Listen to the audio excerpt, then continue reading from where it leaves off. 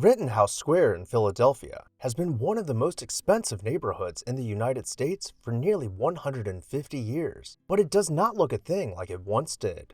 Hi everyone, Ken here. Welcome to This House. Today we are exploring the lost neighborhood of Philadelphia's Millionaire's Row. Make sure to hit that subscribe button so you never miss an exciting episode of This House. In the early 1800s, Philadelphia was expanding rapidly as the Industrial Revolution brought tens of thousands of new jobs to the area.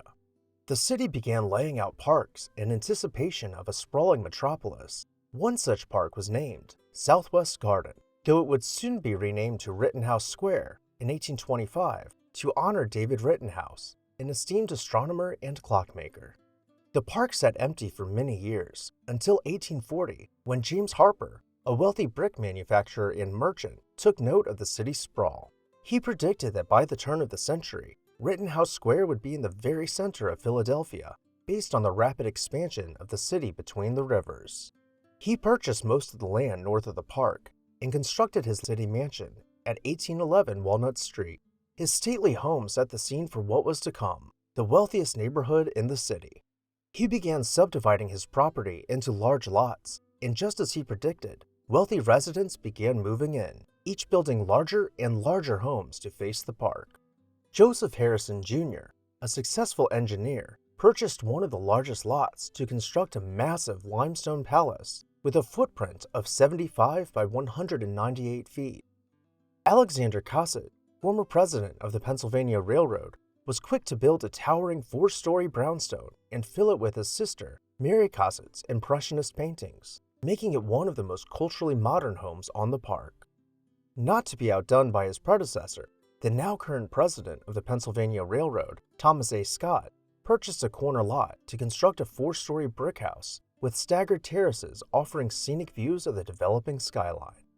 Now that the largest lots had all been claimed, the smaller ones began to fill in with Italianate homes, such as that of Dr. John Shoemaker, a professor of medicine who was known to stay awake, keeping his study lights on until 3 a.m. every night.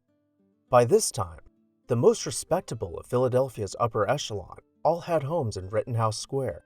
Industrialists, doctors, and lawyers, such as prominent attorney Philip Physick, whose 3-story house was constructed from marble.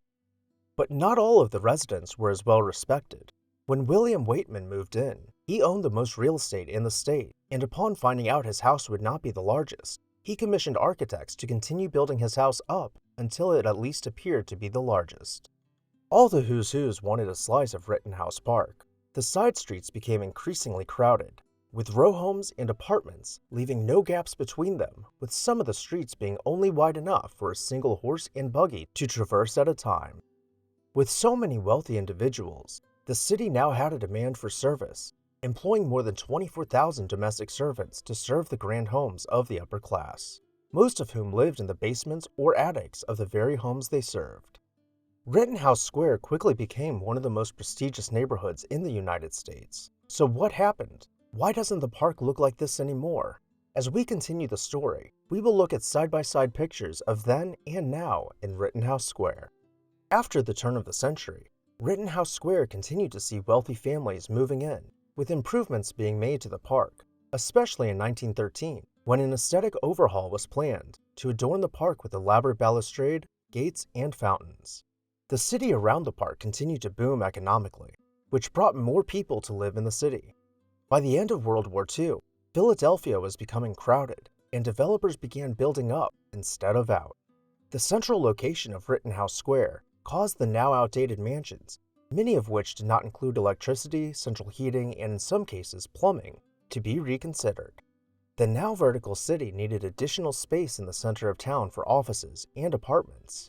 So developers began tearing down the mansions one by one, replacing them with high-rises. To this day, only a small handful of park-facing mansions survive, tucked in the shadows of high-rises.